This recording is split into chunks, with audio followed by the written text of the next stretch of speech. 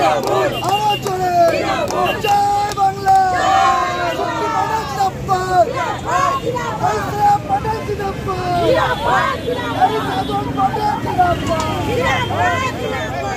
জয় বাংলা।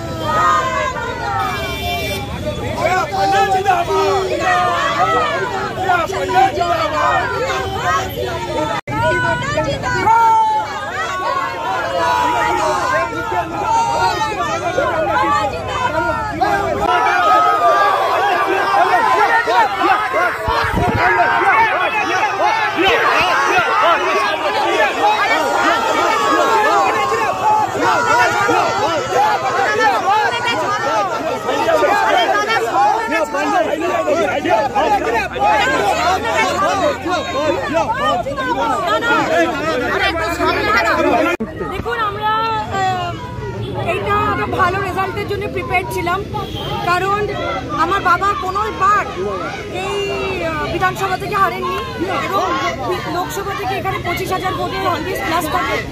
এবং আমরা 2.5 বছর 3 বছর বাবা নেই, 16ই জুলাই থেকে আমরা 3 বছর কাজ করেছি এবং কাজের প্রতিফলন মমতা বন্দ্যোপাধ্যায়ের যে নীতি এবং ওনার যে স্ট্র্যাটেজিক যে প্রতিফলন, তার রেজাল্ট এটা এত ভালো। এবং আমি মনে করি যে আমি খুবই খুশি যে মা এত বেশি মার্জিনে, মানে আপনি বলছেন যে একদম এত বেশি বহুমতে জিতছে। এবং আমি মনে করছি যে এটা মানিকতলার one of the highest lead হবে। বরতলায় যখন আমার বাবা ছিলেন ওখানে 2-3টে মুসলিম ওয়ার্ড ছিল, তো 60-70,000 ভোটে যখন সিপিএম আমলে লড়তেন তখন 60,000, 67,000, 63,000 ভোটে জিততেন। মানিকতলার এই রেজাল্টটা অস্বাভাবিক ভালো এবং আমি মনে করি যে আমাদের এই ফলটা ধরে রাখতে হবে, আরও বেশি করে কাজ করতে হবে।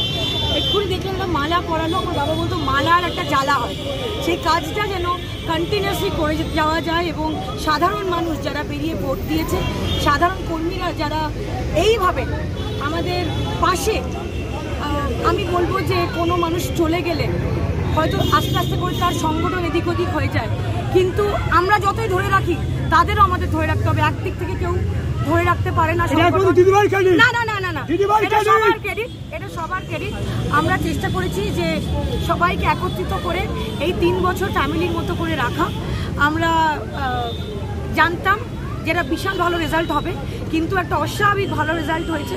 এবং নেতারা আগে যখন মানিকতলা বিধানসভার আমরা যখন অভিষেক বন্দ্যোপাধ্যায়ের ওই নবজোয়ারের উদযাপন করছিলাম, সেখানে অনেক নেতারা এসে বলেছিলেন যে এখানে যদি যেদিনকে উপনির্বাচন হবে 60-70 হাজার ভোটে যেতে হবে। আমি মনে করি যে এই মার্জিনটা থাক এবং এই মার্জিনটা 2026 অবধি ধরে রাখতে হবে, আরও ভালো করে কাজ করে মানুষের পাশে থেকে মানুষের সব রকম সেবা করে মানুষের মাটিতে মিশে কাজ করতে হবে। আপনার জয়ের আনন্দ সমর্থকদের ভেতরে কান্না কিসের?